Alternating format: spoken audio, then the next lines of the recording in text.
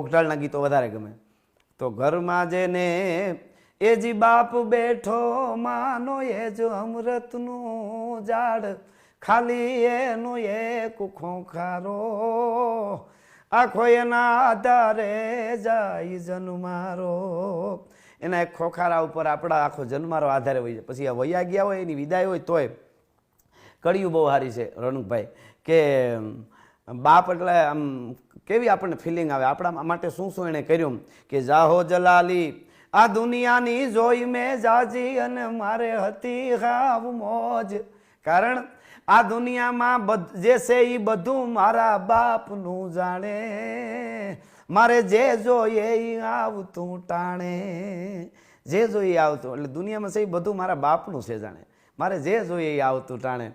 અને એક કડી એ બધાને ફિલિંગ થાય એમાં, તમને એ અનુભવ થયો કે ઉપાધિયું હોય મારા માથે આભના જેવી નહીં એ સમય હું અકળાવ.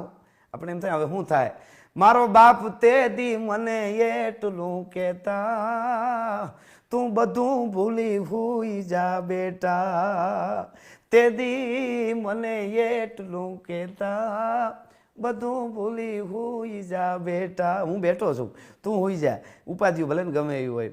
અને પ્રોગ્રામમાં જાઉં, બહાર જવાનું થાય તો આવી રીતે હું એના રૂમમાં આવું, આડા પીડ્યા હોય કે વાંચવાનું બહુ, ને રામાયણ વાંચતા હતા કે બેઠા હોય ખૂતા હોય, આપણે જઈએ એટલે એટલા બધા આમ ઓલો સંચળ, જે સંસળ આપણે ભાષામાં કીધું, મારા બાપુ હતા, હસલ થાય એટલે બેઠા થઈ જાય, બેઠા થઈ દરવાજો ખોલું તા અને આપણા સામું જોવે અને એમ લાગે કંઈક નિરીક્ષણ કરે છે.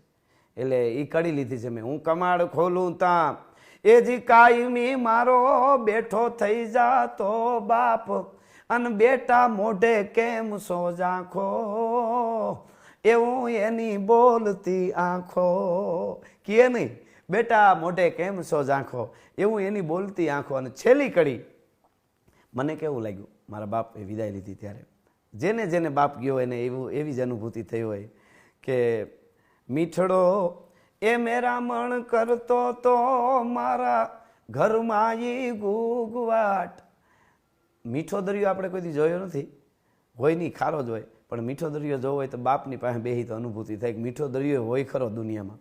મીઠડો એ મેરામણ કરતો તો મારા ઘરમાં ઈ ગુગવાટ, આજ મનમાં બહુ રાજ મૂંઝાણો, આજ મારો આખો સમદર હુકાણો, એ મનમાં બહુ રાજ મૂંઝાણો, આજ મારો આખો સમદર હુકાણો.